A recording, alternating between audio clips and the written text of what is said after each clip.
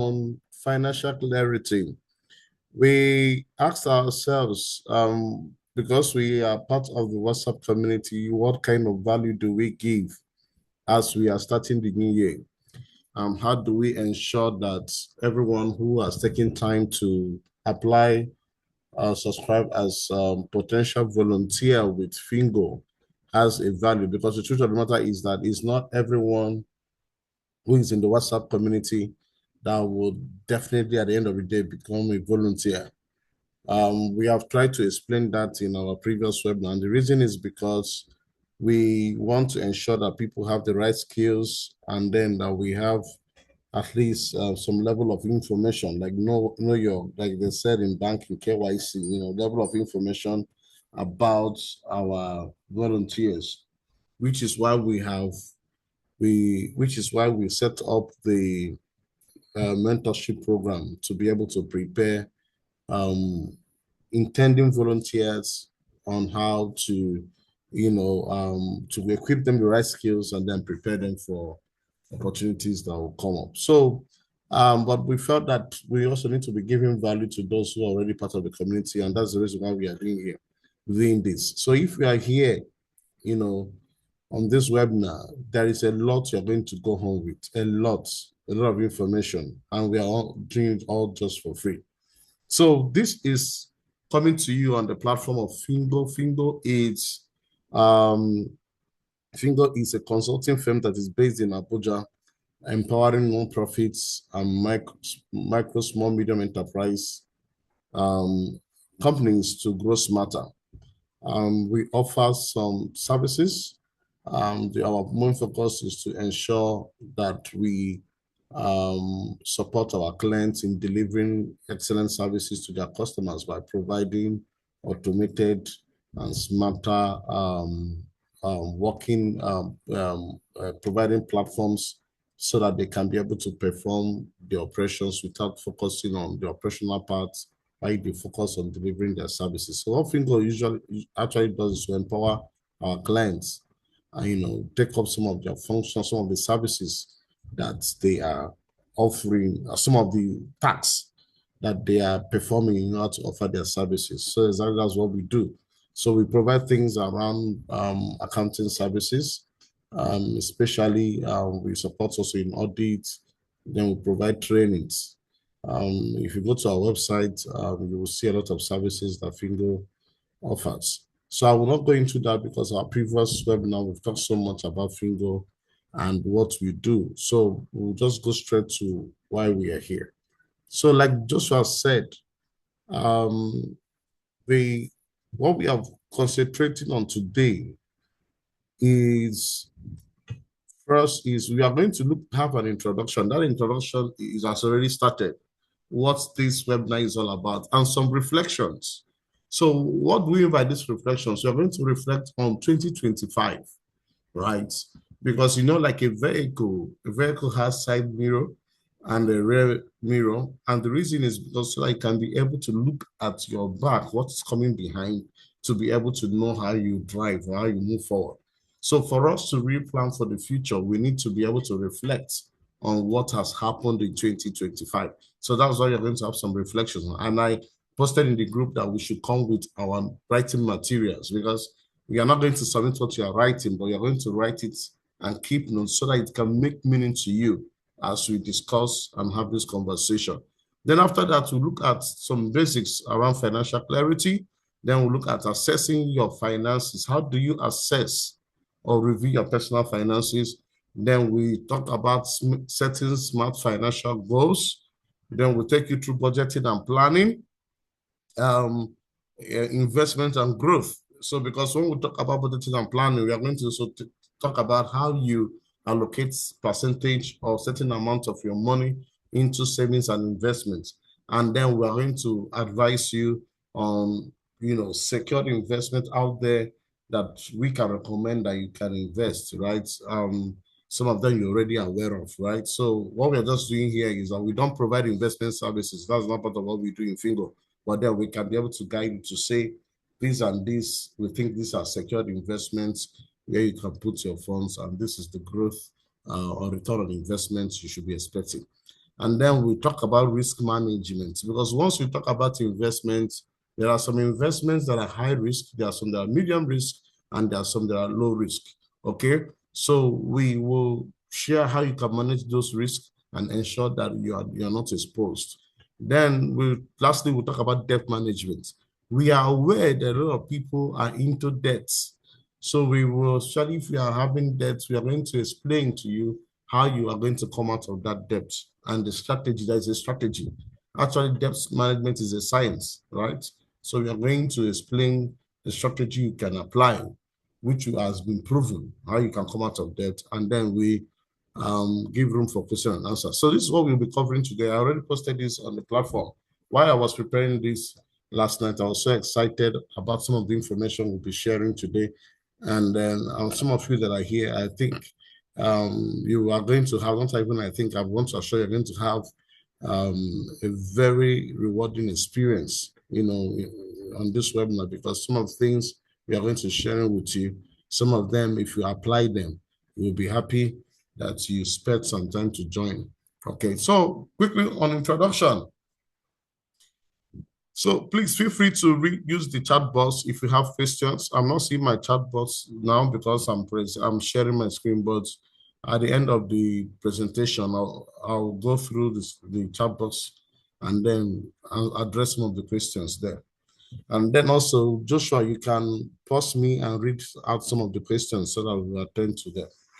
So on introduction, we want to reflect, like you said, on 2025.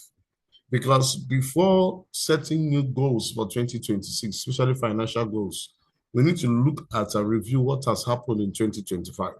And I want you, if you are with your writing materials, I really want you to participate. You're not submitting anything to us or to me, but this is your personal reflection, okay? I want you to take a pen and paper and write out some of these questions and then try to answer them on your own right there, okay? One is, what financial goals did you set for 2025? What financial goals? If you did not set, you can put none or nil, right? You are not submitting it, okay? This is just questions, rhetorical questions. You're not expecting any answer, but it's just a self-reflection. So what goals did you set for 2025? Now, if you are there, the next question is, what did you achieve, partially achieve, or miss? Reflecting on the goals, financial goals that you set for 2025, what were you able to achieve? What did you achieve them partially? If partially, what percentage?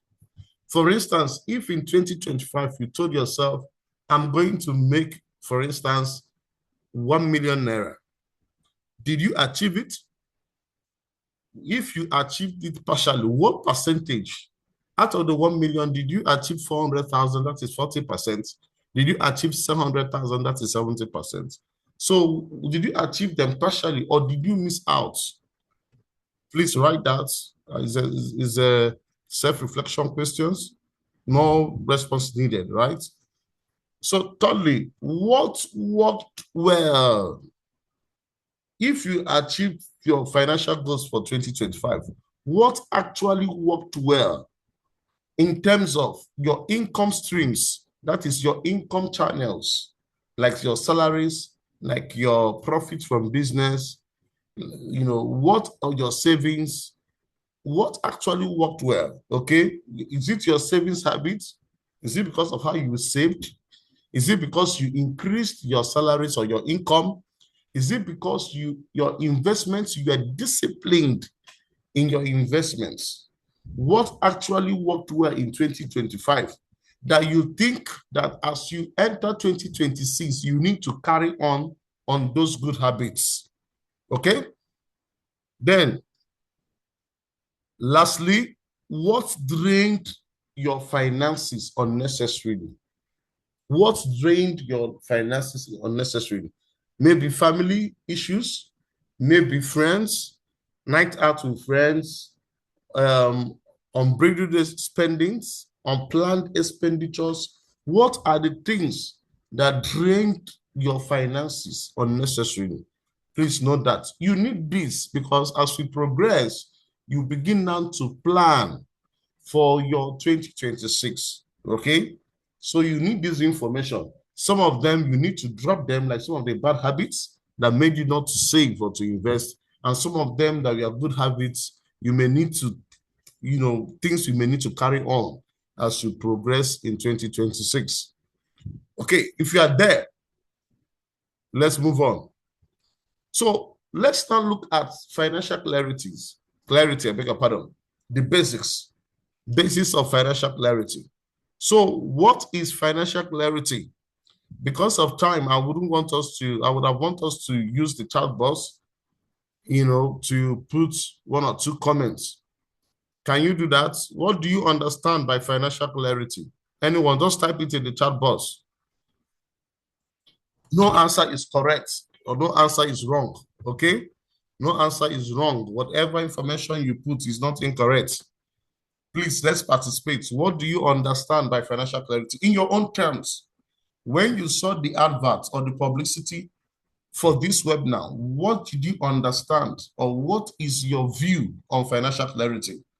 This is just to be able to ascertain our level of knowledge on the topic we are discussing.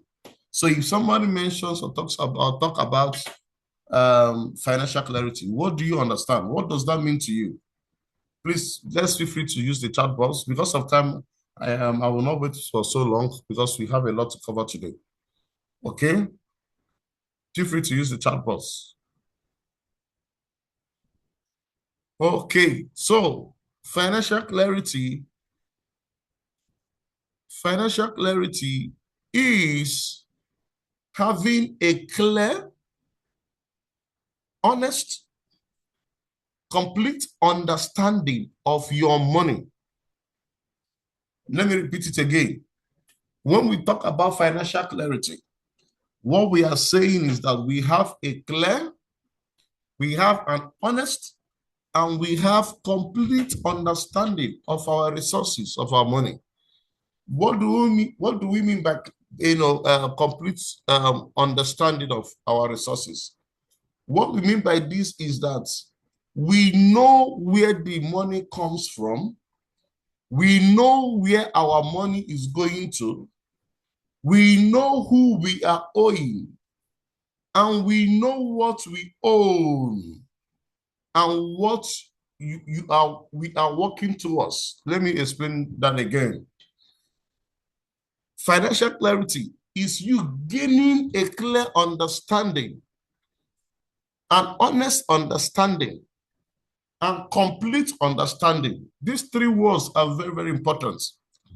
First, it must be clear, which is why we are talking about clarity. It does not have to be blurred. It doesn't have to be guesswork or assumptions. It must be clear. It must be honest. You don't deceive yourself.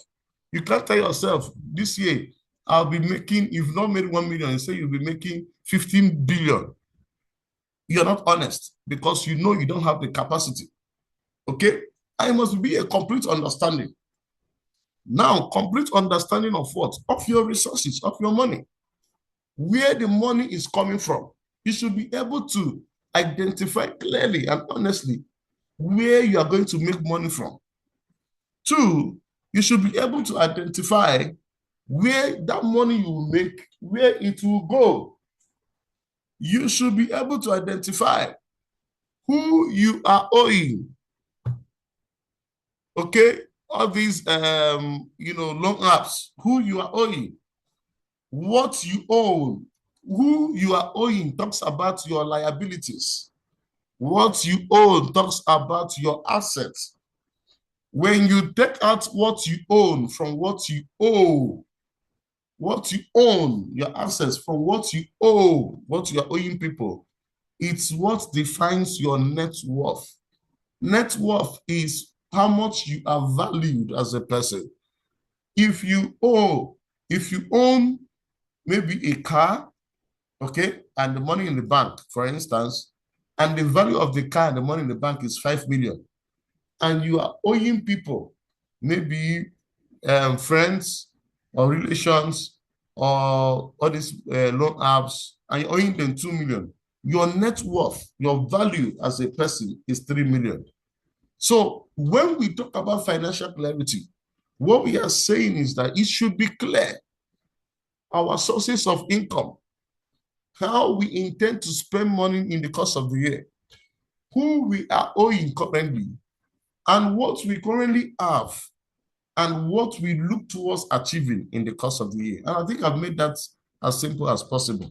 So that is what financial clarity is all about.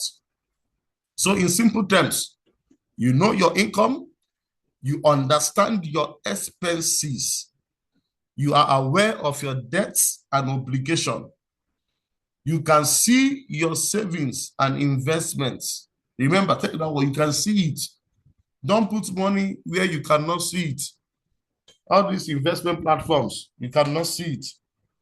You put money where you can see your investments, right? And then you have defined financial goals and you have a clear plan to reach those financial goals.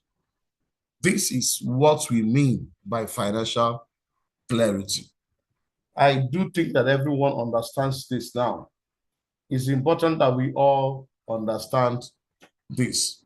So it removes any guesswork and confusion from financial decision making. It takes away guesswork, permutation in your financial decision making. Now, let's proceed into how do we assess our finances?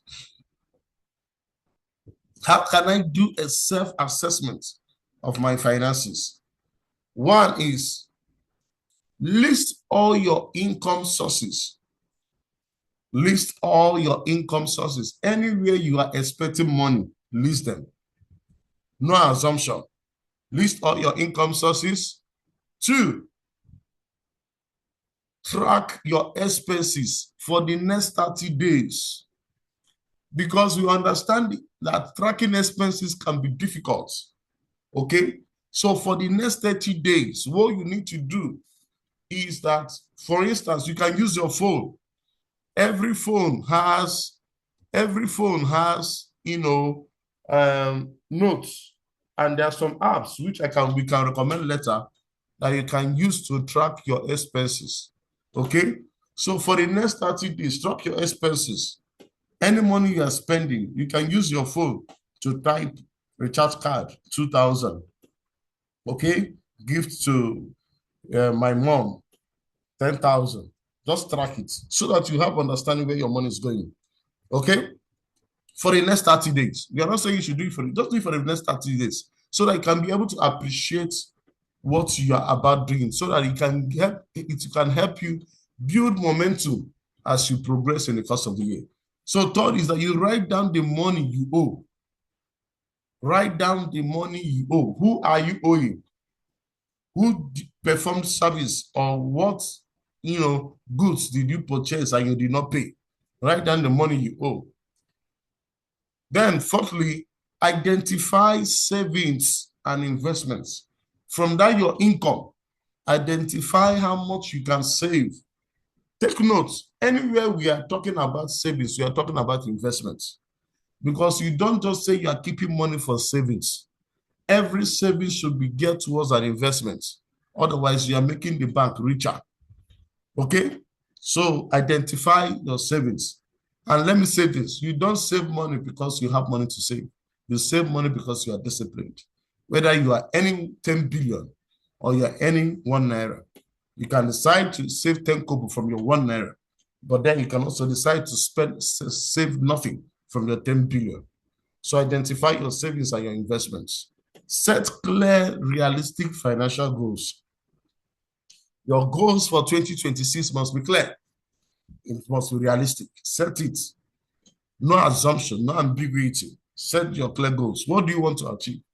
Last year, you ended the year last year with your account, you have the sum of, maybe you ended the year with a sum of, let me say, 1 million in your account. This year, you can say that my financial goal for 2026 is 6 million. Set it clearly and realistic. Don't set goals that you cannot achieve. Okay? Then review it monthly. That's why we say for the first 30 days. Once you do it for the first 30 days, you come back, you review it, and then you look at other adjustments that you can make. Any question at this point? Because it's about to get deeper. Any question? If you have a question, please feel free to use the chat box. Thank you very much, Precious. Say having understanding about your finances and where it goes. Thank you so much for that response, Precious. So, if you have questions, please put it in the chat box. I will attend to them. How do we set SMART goals? Because we are talking about setting SMART goals. I know you are familiar with the acronym SMART, SMART. Okay, so it's a popular thing. How do we set SMART goals? Okay, now please follow me gradually at this point because we are going to more practical things now. How do we set SMART goals? First, from that acronym, from that word SMART, as you know, X means what? Specific. It means that your goal must be clear and precise. Must be clear and precise. And let me explain this. Avoid general goals like, I want to save more money. That is not a goal. Can you hear me? You say in 2026, I want to save more money. You have not set any goal. Because why? That statement, I want to save more money, has no precision, has no clarity. It cannot be measured. I want to save more money. What do you mean by more money? More means relative. If you save 1 million, saving more money can be 1 million, 1,000. Saving more money can be 3 million. So it is not clear and there's no precision. So avoid general goals. Okay? Okay? First is you must ask questions like this. How much do I want to save in 2026? For what purpose do I want to save this money? From which income? Where am I going to get this money from? These are the questions you have to ask yourself. Okay? And so instead of saying, I want to save more money in 2026, you can say, I want to save 1.2 million for emergency expenses in 2026. I will explain emergency expenses later. Or you say, I want to save 1.2 million for my education in 2026. Or you say, I want to save 1.2 million for my business expansion in 2026. Your goals must be specific, it must be clear, it must be precise. Okay? Okay, so secondly, your goals must be measurable. It must be measurable. What do we mean? You should be able to track your progress. When you say, I want to save more money in 2026, it cannot be tracked. You cannot track it. So you should be able to track your progress towards achieving that goal. So your goal should be quantifiable. So you can measure your progress and your success. You should be able to quantify it in monetary terms. So your goals should not be qualitative alone. It should not be a narrative or a sentence without a quantitative, or without being quantifiable.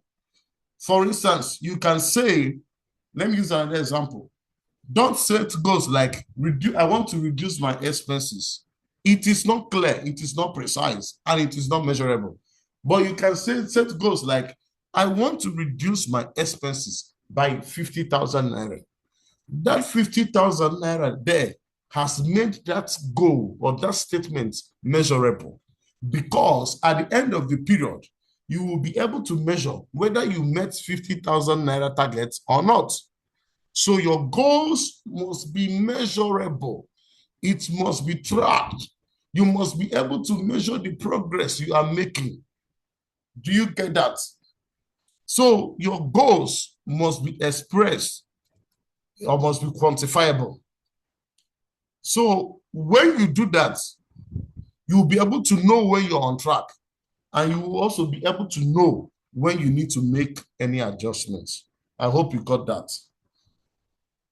Thirdly, your goals must be achievable. Don't set unrealistic goals. You have not made 100,000 before in your business. Now you are saying that in 2026 that you want to make 10 billion. You cannot achieve that because your money is measured in relation to your capacity. So if you have not had capacity to make 200,000, you will not have capacity to make 10 billion. So make sure that the goals you are setting, they are realistic and they are achievable. Stretch yourself, but stay realistic based on your income and your capacity and your responsibility. Stretch yourself. We are not saying you should think small, think big. But in thinking big, make sure that the goal you are setting is realistic, is achievable, okay? It's not something that cannot be achieved. So you may ask, these are the questions you can ask yourself. Can I do this without financial constraint? Without being stressed out, can I be able to achieve this financial goal? Does this require income growth or cost reduction? So these are the questions you're asking yourself. This might go. Will it require me increasing my income streams or reducing my expenditure? And I'll talk about it later because there are two ways you can increase your wealth or your income as an individual or as a business. It's either you increase your income sources, because if you're in a paid employment, it may not really be within your control to increase your income sources, but you can also reduce your expense lines. You can reduce your spendings. The main factor there is your bottom line. Bottom line talks about your net value or your profits if you're in business. Your income minus your expenditure, whatever remains is what comes to you. Okay? So if you cannot increase your income, you may also be able to reduce your expenditure. So when you are setting achievable and realistic goal, these are questions you also need to ask yourself. Do I need to increase my income or do I need to reduce my expenditure? Okay? Don't say things like, I want to save 500,000 monthly on a 300,000 salary. It is not achievable. I've already mentioned that because you don't have the capacity. Because your salary is 300,000. How do you want to save 500,000? Except you want to steal. Okay? And then don't say things like, but if you want to say it, you can say, out of my 300,000, I want to save 100,000 every month. Okay? You can say that. Now, fourthly, your goals must be relevant. You must be able to align your goals with your life goals. Your financial goals must be in line with your life goals. For instance, if you have a goal to advance your education, okay? If you have a goal to advance your education, right? That goal to advance your education should be able to link it to your financial goals. In other words, your main specific or your reason for saving or for setting financial goals will be towards increasing funding for your education. Okay, so that is very, very important. So you must ensure that your financial goals align with your life goals. Okay, your financial goals should support what matters to you. Ask questions like, what does this goal or why does this goal matter now? Why is it important? How will it improve my financial life? These are questions you ask. For example, if you want to save money, maybe for education, okay, you can say, I want to save money for education so that I will be able to pay my school fees. Or you can say, I want to save money for emergency so that I don't rely on debts when I enter into crisis or when I have an emergency. Okay? Finally, on smart financial goals, every goal must be time-bound. Put deadline. Don't say, I will invest someday. Oh, I'm going to invest money someday. I'm going to save money someday. No. Without time, goals lose urgency. When you don't have a time attached to your goals, even if it's not financial goals, there is no sense of urgency. The proof, okay, of your passion is what measures that you are pushing towards a particular task or a particular goal. So for you to be able to generate that momentum, that passion, that urgency, always put timeline, set timeline, okay? And then lastly, set timeline. And this is very, very important, okay? So as we progress, we're getting deeper into more practical sessions. We are looking at budgeting and planning, practical ways to budget and plan. Please, if you are taking notes, I want to encourage you to take notes from these points. If you have not been taking notes, but if you're taking notes, please pay attention to the things I'm going to share. Budgeting and planning. What are the practical ways? How do I budget? Now, first step I will share with you is choose a simple budgeting method. There are different types of budgeting, okay? There are different types of budgeting. Choose a simple budgeting method. Quickly, I will share with you these two methods of budgeting. Budgeting personal income or personal finances. First is called a zero-based budget. A zero-based budget. Personally, I have found this one very, very effective. What does it mean? It means that every naira that you make as an individual should have an assignment. Every money you make must have an assignment. So your income less your expenditure minus your savings should equal to zero.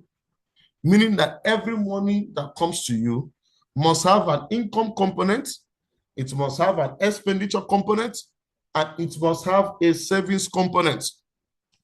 Any money you make must have an income component, must have an expense component, and it must have a savings component.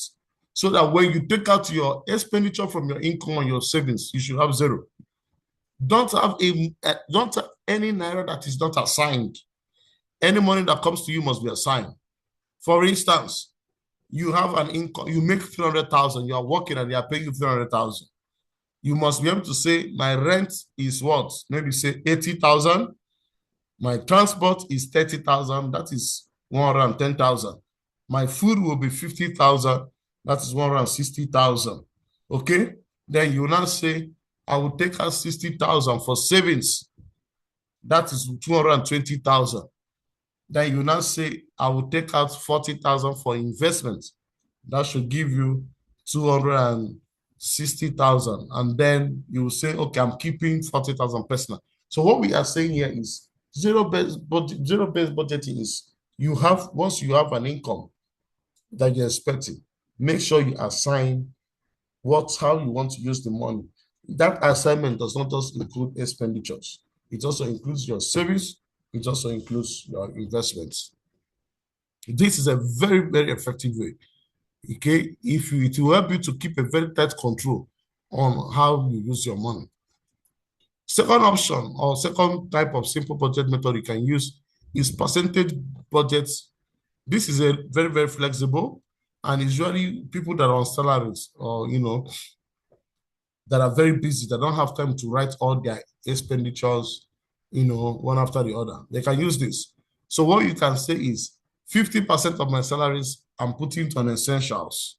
Essentials are your basic needs, okay? Things that you need to run, run your daily things like food, transport, fuel, and all that. So basic needs. Then you can say, okay, at 50%, I'm keeping 20% or 30% for savings and investments, and then 10 or 20% for lifestyle. That is money that you use to enjoy with friends and all that. Okay, so this is percentage base. It's very flexible. People use this also, okay? But one thing is that we have realized that sometimes people just say essentials. They will just be spending the money without even spending it on spontaneous buying. and unbridled spending because they feel that they have 60% for it. But whichever option that works for you, you know yourself, you know your income streams, you know the timing of your income. Whatever option that works, we want to encourage you to adopt any of them. Okay? So, step 2, in your budget and planning, list your income. List all your income sources. For instance, you can say salaries, side hustle, allowances. List all your incomes. So take note of this. Don't budget money that you are not sure of. Don't budget money. Okay? I said that a bird in hand is better than 10 in the forest. Don't say I'm expecting 10 billion by faith in the course of the year. Okay? Any money you are not sure of, please don't budget for it. List all your income and put real numbers. Thirdly, or step 3, track and categorize your expenditure. List all your expenditure and categorize them. And let me explain what I mean. There are costs, what we call cost categories. A cost can either be fixed or variable. A fixed cost are those expenditures that you know must surely happen. For instance, rent is a fixed cost. Okay? Transport is a fixed cost. They don't change. You are not the one that fixed transport fare. Is the taxi driver is fixed, or the government, depending on the city. Rent is fixed. You're not the one that fixes the landlord. Utilities, they are fixed. You know how much they are charging on prepaid. All these are fixed costs, okay? They are fixed costs. So categorize your expenditure by cost category, whether the costs are fixed, whether they are variable. Please take note of that. You must categorize your cost according to fixed costs, variable costs.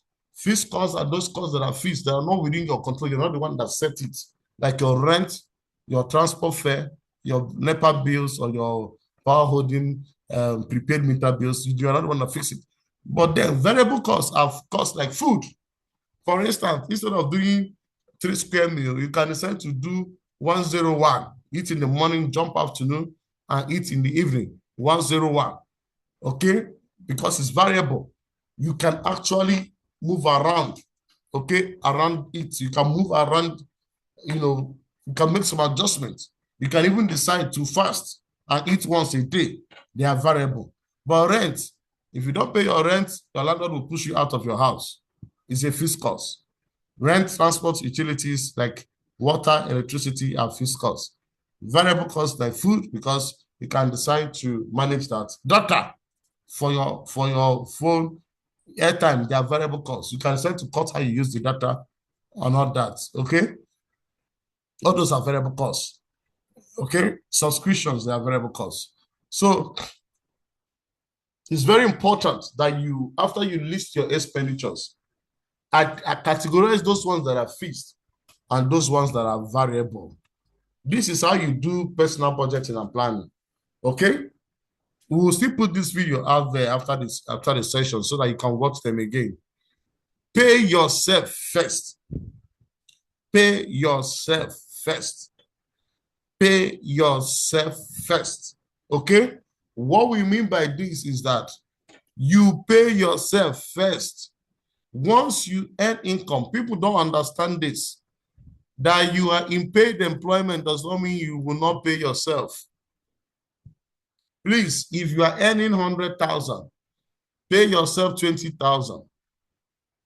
That money you are paying yourself is the money you want to use for your savings and your investments. In other words, you are paying your future self. So that's what it means. You are paying your future self.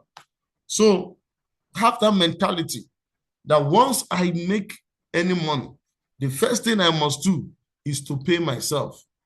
Take out money and put it in an account and tell yourself, I'm paying myself like a business person. Don't just be taking money from your business. Agree that every month, this is the money I will take out to pay myself. So before spending, take out your savings, take out your investments, take out if you have a debt you are owing. debt repayment, take it out. Treat these things like non-negotiable. Okay? Don't be emotional about it. Don't say, oh, my younger brother is calling me. He needs to buy new clothes. I need to give him money. No, pay yourself first. And you're not paying yourself to put the money in the bank or start or spend the money recklessly. You are paying yourself because you want to put that money in an investment. So pay yourself first. Okay? Then connect budget lines to goals. Connect your budget lines to goals.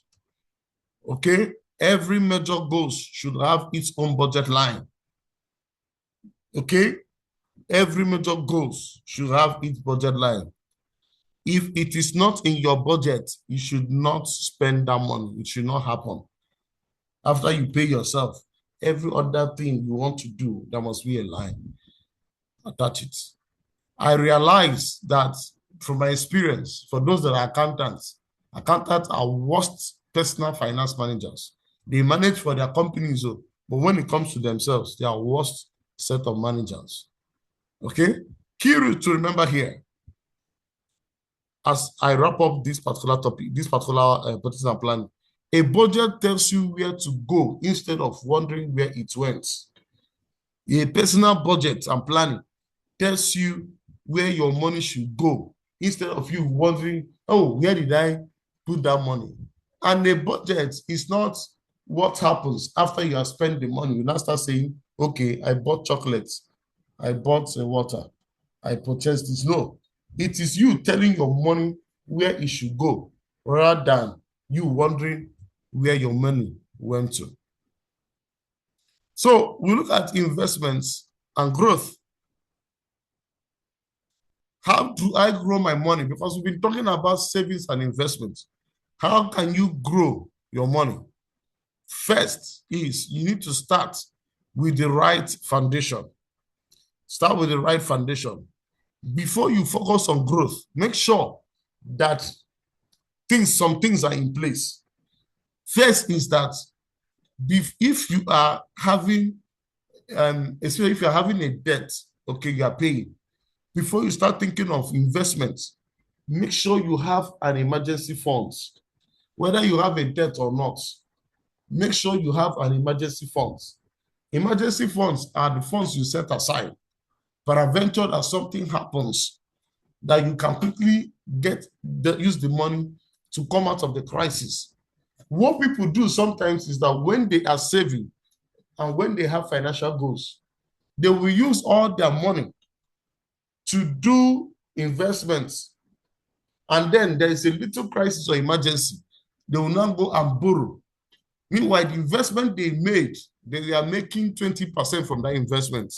Now they are now going to borrow to pay an interest of 33%.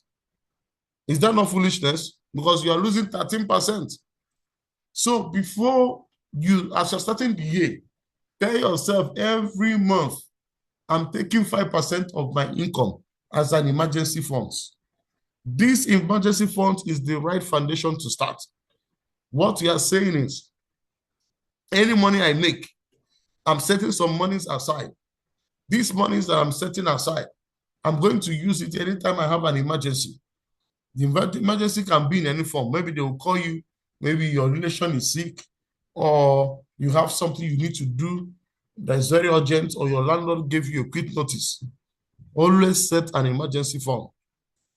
And my advice is, your emergency fund should be a period of 3 to 6 months. In other words, have a plan to set up an emergency fund such that that fund should be able to keep you for a period of 3 to 6 months, just in case you are not able to generate more income. Okay? So have an emergency fund. Please, this is very important. This may be one of the most important things I'm sharing with you today. Always have an emergency funds.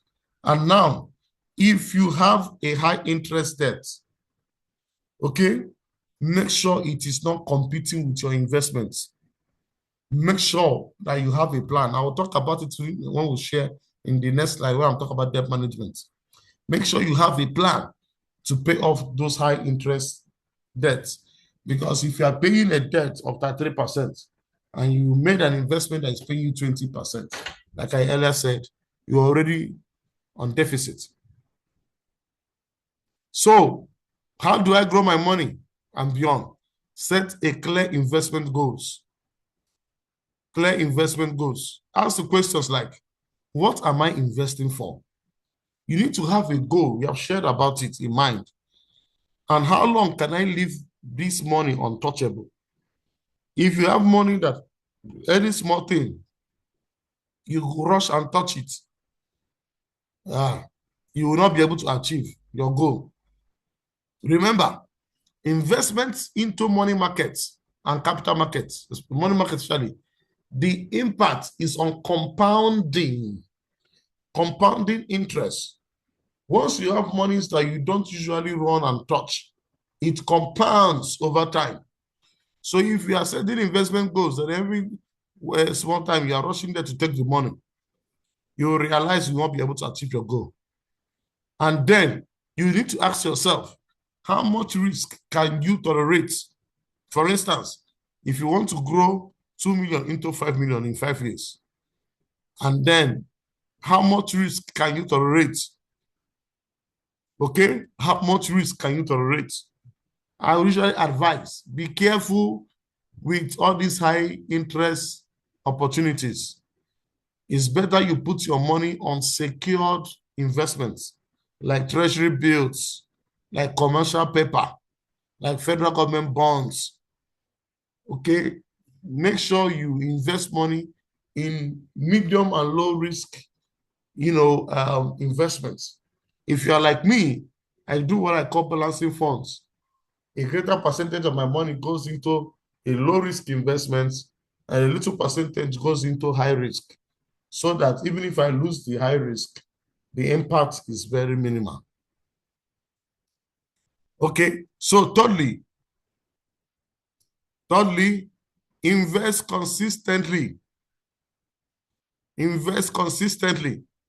This is very important. It's more important than timing. The biggest growth driver is consistency. Any investment you want to, anywhere you want to put your money on, you must make sure that you are consistent. You can say every month I'm putting 2,000. Be very, very consistent. What I usually advise is that if you are using any of these investment asset management companies, set a direct debit. You know when your money comes in, so that once your money comes in, your money quickly goes into your wallet. Either it's Stanbic IBTC or mutual fund or ARM or PiggyVest or Cowrywise or AfriInvest. These are the credible ones I'm sharing with you. Okay, you can set a direct debit that once your money comes in, it quickly goes in there. Okay, and then increase contributions when income rises. There is what is called consumer propensity index. Consumer propensity index. Economists did a study to show that your consumer propensity, an individual is likely to increase his expenditure if his or her income increase. It's called CPI, Consumer Propensity Index. So people have that habit. The moment they receive a salary raise, they will now remember, oh, instead of taking 2 chicken or eating 2 chicken, I need to increase it to 3. That is the worst mistake people make. Our advice, instead of doing that, okay, increase your contribution, your investment contribution, if your income increases. 50,000 monthly, okay, will give you 60,000, 600,000 in a year over time. Now, the importance of consistency is compounding. Compounding does the heavy lifting, compounding. Because once you put that money and it gets to maturity, the asset management company now reinvests both your interest and your principal. And that reinvestment increases or compounds your income or your yield or your earning. Okay, diversify your investments. Please don't put all your money in the same place. Okay, don't put your eggs in one basket. Like I said, I already mentioned that. Do a low risk investment, like treasury bills, like bonds, like fixed income. Okay? These are low risk investments. Do a low risk investment. Now, if you want to do a medium risk investment, you can now do mutual funds. Mutual funds, okay? You can do ETFs. Then if you want to do high risk, you can now start talking about stocks and investments in people's business. Me, I'm not a high risk person, and I will not advise you, especially if you are starting. Go for low risk. Over time, bring in medium risk. Okay? Mutual funds is a combination of different asset class. Okay? And then it gives a higher interest or higher yield than treasury bills. But you cannot lose your money. Okay? Make sure you are dealing with a very credible Security and Exchange Commission licensed companies. Please, if those companies are not licensed, please beware. Okay? So depending on how you want to structure your income, you can decide to say 60% goes into low risk, 40% goes into medium risk. It all depends on how you want to do it. Then, number 5, reinvest your returns. Don't be quick to eat your return. Avoid spending your returns too early. This is how compounding accelerates growth.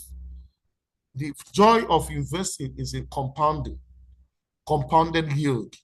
Once you make money on investment, reinvest both the principal and the interest. Don't go and eat the interest and leave the principal, because it will shock you how much you will make over time if you are patient and consistent.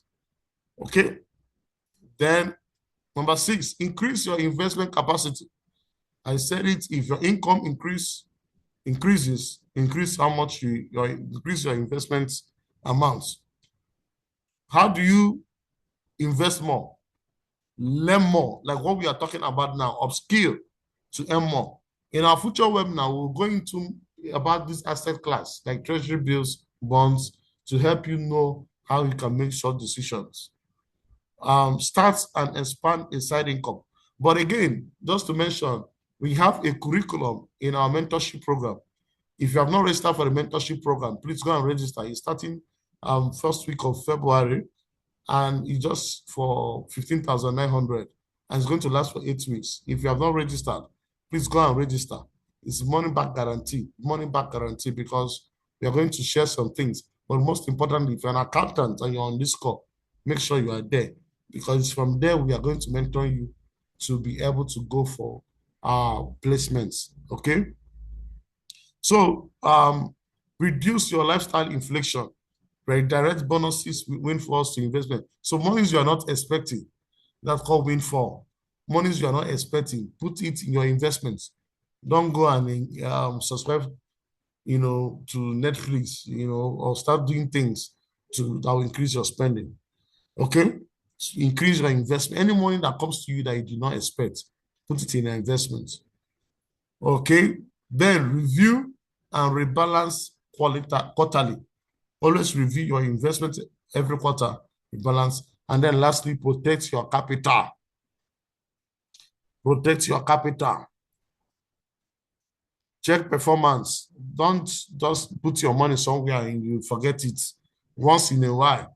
I was discussing with my wife and I told her, you can't put money in investments. She's doing with piggyvest. You need to be checking every day. You need to check how he's doing.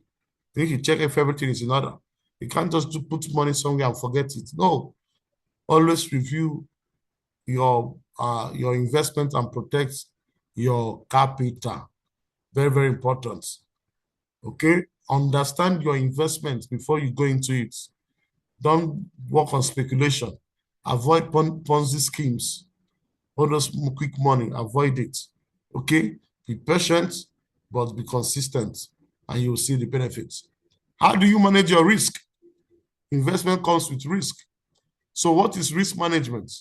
It's putting systems in place so that life events and bad decisions or emergencies don't derail your progress.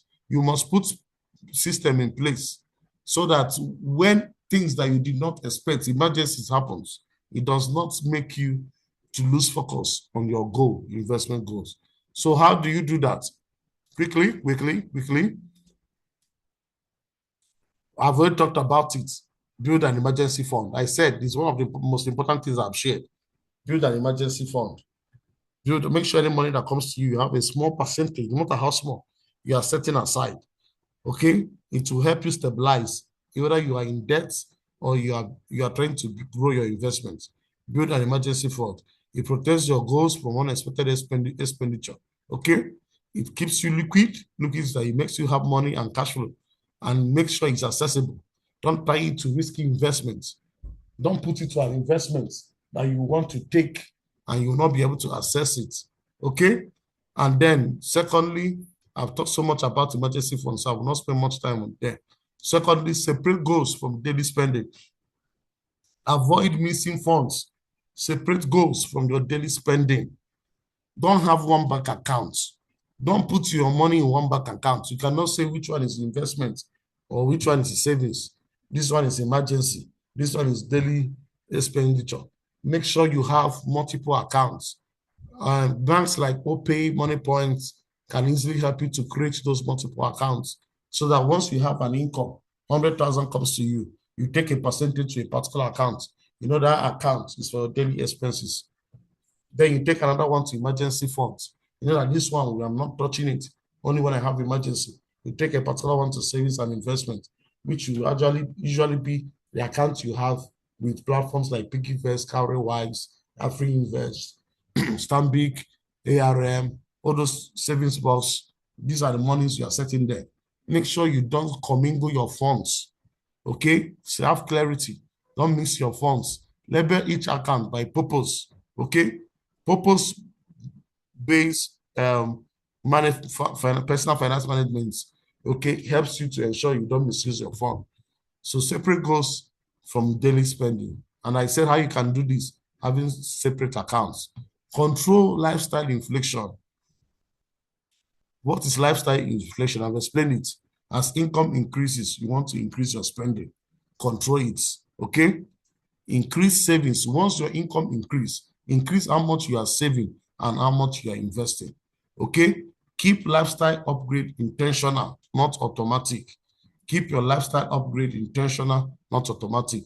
Save or invest at least 50% of any increase. For instance, you just had a windfall money that comes to when you did not plan. Save it. If you have any increase in your salaries, save it. 50% of it. Okay? It doesn't mean you will not enjoy life. It just means that you are putting order in your life. Avoid bad debts. Okay? Now, I shared a video in the WhatsApp group and I wanted to explain the difference between destructive debt and productive debt. If you borrow money and spend it on wasting assets, what do I mean by wasting assets? Borrowing money to go and buy clothes, borrowing money to go and buy car is a wasting assets, because that car, you can tomorrow something can happen.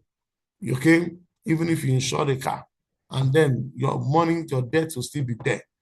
Okay, you don't borrow money to fund wasting assets. It's a bad debt. Avoid bad debt. But you can borrow money to invest in properties, mortgage. You can borrow money for education. You can borrow money for productive business opportunities. Always understand, okay, that any money you want to borrow must be in a venture that will yield, that will return back that principal plus interest. Anytime you want to borrow money, make sure you are putting it in productive assets, not in destructive or wasting assets. Very, very important. Automate your financial plans. I've already talked about it. Set automation in your account, direct debits. All these investment platforms allows you to do that. Then always review and adjust your plans, okay? And then set clear financial boundaries. Number 7, I'm rushing because of time. Learn to say no without guilt. They should not be calling you from village and you're sending money anyhow. Okay, people should not put themselves in trouble. And then you are for the Christmas or your El Shaddai, if you are a Christian. You want to be sending money. Anyhow, the time they call you, you are for sending money. Okay? Don't rescue people from their predicament at the expense of your future. Helping others should not push you into bankruptcy. Please be careful. People want to live off others. Always be careful. Set financial boundaries. Personally, how I do it, I have a percentage of money I use for charity. Once I do it and that money finish, no matter what is happening, I will not respond. You wait for the next cycle or the next month. So protect yourself from scams. Be aware or beware of all these high interest Ponzi schemes. In the quick to invest and grow money, don't go out rush into all these, Ponzi schemes, high interest. Give me 20,000 and you get 100,000 in 24 hours. Please beware of that. Then document your plan. Everything we have said, okay? Document it. Document your plan. Very, very important. Document it. Okay? I didn't put it here, but okay, I think it's there. Document your plan. Document your plan. Lastly, debt management. I need to touch this because I had the impression that some people may be in debt and they are thinking of how to come out of that debt. Okay, like I said, debt is not bad. It's what you use that money you borrowed for. So why do people go into debt? Unbridled spending. Unbridled spending is you are spending money without control or limits or planning. You purchase things, you buy things out of impulse. You say you want to do window shopping, you just enter a supermarket. You end up spending what you did not plan for. Okay? When your purchases are driven by your impulse, your emotion, social pressure, your friends change new bag, Louis Vuitton, LV new bag, you want to go and buy, social pressure, convenience, rather than a budget or financial goal because you think you have the money in your account. Okay? That is unbridled spending. Money goes out freely, but with no clear direction or restraints. Please be careful of unbridled spending. Secondly, be careful of reckless borrowing. Borrow money in 2 minutes. All those apps, you see them on social media. Borrow 5,000 or 5 million in 2 minutes. Be careful. When you take on debt without proper planning or consideration of repayment or understanding the risk that is involved, okay, that is reckless borrowing. Or you are borrowing money to fund a lifestyle. You're not borrowing money for business or for your education. It is reckless borrowing. Okay, you are borrowing money that can harm your financial goals or your financial stability. It's reckless borrowing. How do you know that you are into reckless borrowing? When you are borrowing money, you don't have a clear purpose where you need what you need the money for. Okay, if you borrow money without clear purpose, that is reckless borrowing. If you are borrowing money you don't really need, you want to borrow money because they told you you are qualified, all those text messages, you are qualified to borrow 50,000. And you don't need it for anything because they say you are qualified, you go and borrow. Reckless borrowing. Ignoring your repayment capacity. When you are borrowing money, even if it's a productive loan, do you have capacity to pay the repayment? Your salary is 100,000 and you're borrowing what's your repayment capacity? Your repayment is 80,000. How can you live off 20,000? So don't ignore your repayment capacity. When you ignore it, that's a reckless borrowing. When there's a high interest, okay, and hidden fees, okay, we borrow money, there are hidden fees and high interest. Multiple overlapping loans. You have loans from several places. 5 apps. You are owing 5 apps. Okay? Emotional decision making. Peer pressure, fear. You are not borrowing money out of peer pressure, fear, or instant gratification. You want to change that car, you want to change that car, you go and borrow money and buy. That's reckless borrowing. Thirdly, sense of entitlement. You feel I'm entitled. They promoted you to a manager. They have not paid you the first salary. You see now as the manager, I need to change my car. You will now go and borrow money to buy a car because you feel you deserve it, but you know you cannot afford it. sense of entitlement. Fourthly, lack of financial education. What we are doing here is to educate you so that you have simple knowledge. You don't need to be an accountant or a finance person, but you need to have basic knowledge of finance. So before you borrow money, make sure you have basic knowledge. You know what interest, how they are calculated. You know the impact it's going to have on your finances. Lack of discipline and delay gratification. Lack of discipline and delay gratification is so when you're not disciplined or you cannot delay a desire, you want it just to get it done. When you know that, for example, I use you're a manager, you know, if you work for 2 years, you can raise the money for the car. You want to go and borrow and buy it, so they will be taking the money from your salary. Lack of delay gratification. Okay, how do I manage my debt? This topic, we are going to do justice to that in our mentorship program. So I will just touch it quickly, give you only 5 tips, and then we'll call it a day. How do I manage my debt? Okay, first is acquire all the record of your debts. Have a list of all the money you are owing. Have a list, have an idea of the money you are owing. Okay, list them from the smallest to the greatest, all the money you are owing. Then I've already mentioned it. I say one of the most important thing I said here is emergency funds. Always have, even if it's 1,000, you are earning 300,000. Even if it's 1,000, you can be setting aside for emergency. Please don't forget that. Accumulate an emergency funds. Accumulate an emergency funds. Do this first before you start paying off the debt. Why do you need to set an emergency funds even if you have a debt? Because if you have a crisis, you may be forced into going to borrow another money, which will now deepen your debt tank. So if you don't have money you've set aside for a crisis or emergency, God forbid there is an emergency, health emergency, and you need to pay hospital bill, you will now start borrowing again, and you start deepening your debt tank. So always set money aside. Even if you are paying debt, always have money you are setting aside for emergency. This money is not your investment plan. No. This money is for emergency, where you also have your investments. Okay?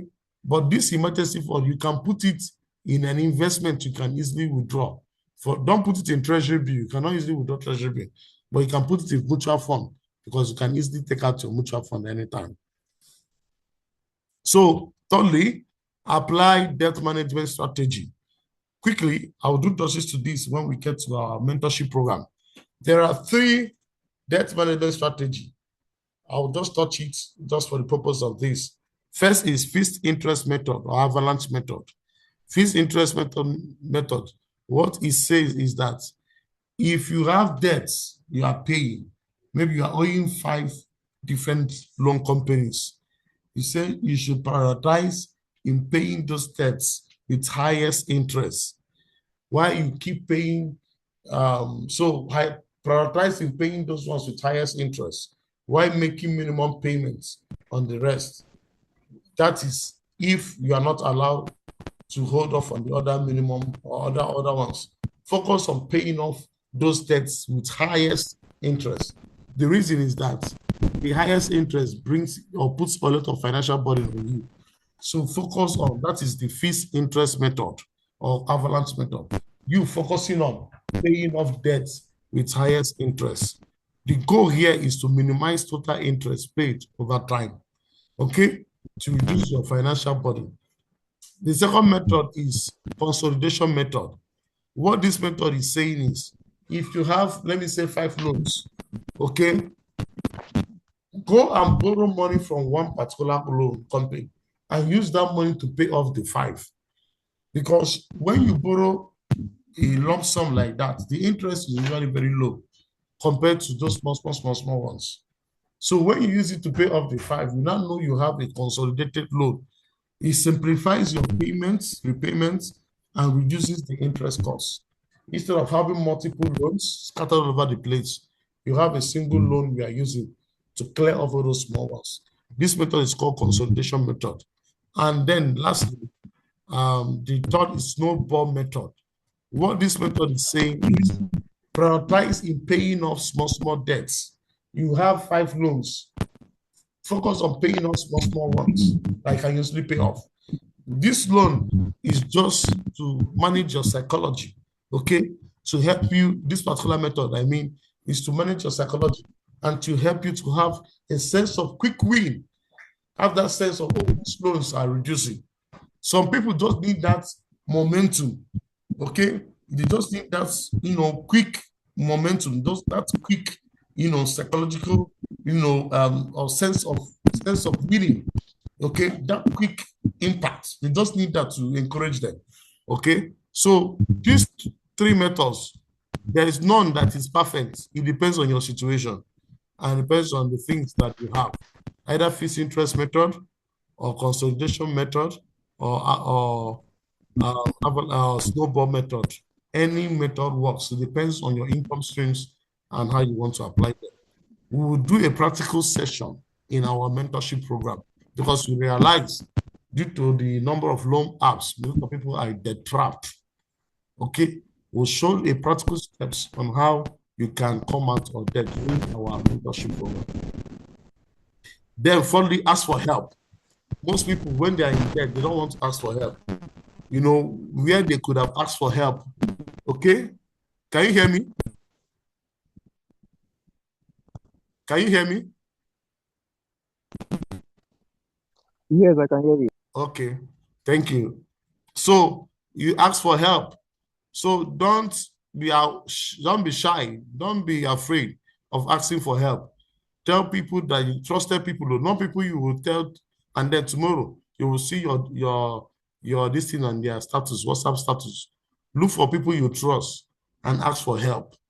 Don't keep it to yourself, okay? Most people that commit suicide or that have depression is because they did not ask for help. Open up to somebody you trust. Ask for help, okay? But don't know those people, know the true friends. Those friends that you can actually discuss your personal issues with and you don't see it on their status or they don't use it to start giving advice on their status. Ask for their WhatsApp status, ask for help. And then lastly, focus on the end. Aim for the end. Have the end in mind. Focus on the end. Okay? With this, we come to the end of this. I don't know if you have any question. Do you have any question? So Precious is saying those apps or tools we can use to track your expenses. Yes, I'm going to share it in the WhatsApp community. Okay, I will share it this evening in the WhatsApp community. You just download it from your Play Store or from your if you're using Apple Store, you're using iPhone, and then you can use. I will share it. I will share those apps in the WhatsApp community after this section. Okay. And then please, do you still have any other question?